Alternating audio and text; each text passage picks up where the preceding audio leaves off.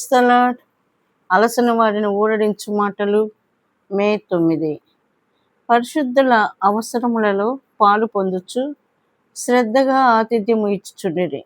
రోమా 12:13. విశ్వాసి అయిన ప్రతి భార్య భర్త తమ శక్తి కొలది అవసరతలోనున్న వారికి ప్రేమను కనపరచుట, ఇతరులకు సంతోషముతో పరిచర్య చేయుట గొప్ప ఆధిక్యతగా భావించవలెను.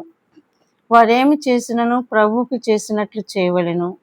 కొలస్సీ 3:23. ప్రభువైన యేసుక్రీస్తు లాజరు భోజనము చేయుచున్నప్పుడు మార్త సంతోషముగా పరిచర్య చేసెను.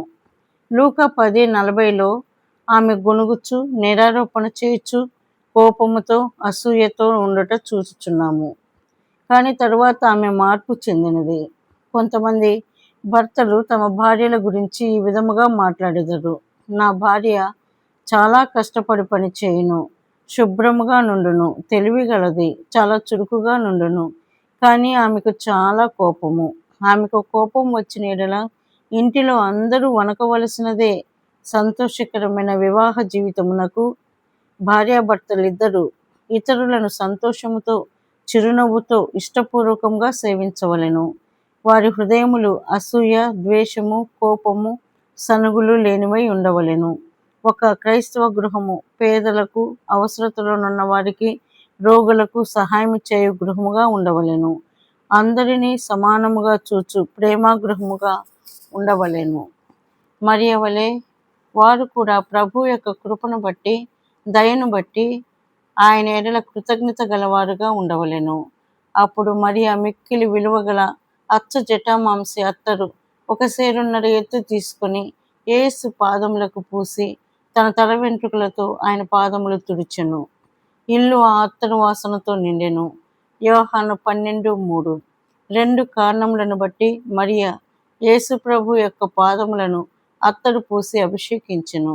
మొదటిగా 4 దినములు సమాధిలోనున్న తన సహోదరుడు మృతులలో నుండి లేపబొట్ట చేత ఆమె హృదయం కృతజ్ఞతతో నిండినది. రెండవదిగా యేసుక్రీస్తు ప్రభు సామాన్యమైన మానవుడు కాదని, దేవుడై ఉండి మానవాళి రక్షణ కొరకు మానవుడుగా అయ్యనని ఆమె గ్రహించెను. కాబట్టి హృదయపూర్వకమైన సమర్పణతో ఆమె ఆయన పాదములకు అత్తరు పూసెను. సంతోషకరమైన గృహము కావలెననిన దంపతులు ప్రభు ఎడల భక్తి కలిగి ఆయనను స్తుతించి ఘనపరచి ఆరాధించవలెను. వారు తమ దినమును ఆరాధన పాటలతో ఆరంభించవలెను. అదే విధముగా దినమును ముగించవలెను. ప్రభు తమ ఎడల చూపిన కృప, దయ, ప్రేమ, నమ్మకత్వమును బట్టి యథార్థమైన భక్తితో ఆయనను ఆరాధించవలెను. అప్పుడు వారి విశ్వాసము బలపరచబడును. అంతేకాక ఇంకను అధికముగా ప్రభువును ప్రేమింపగలరు. ఆరాధనా కూడికలలో తమ సంపూర్ణ భాగమును పొందువారుగా ఉండవలెను. అటువంటి గృహము భూమి మీద పరలోకమును రుచి చూపునదిగా ఉండును.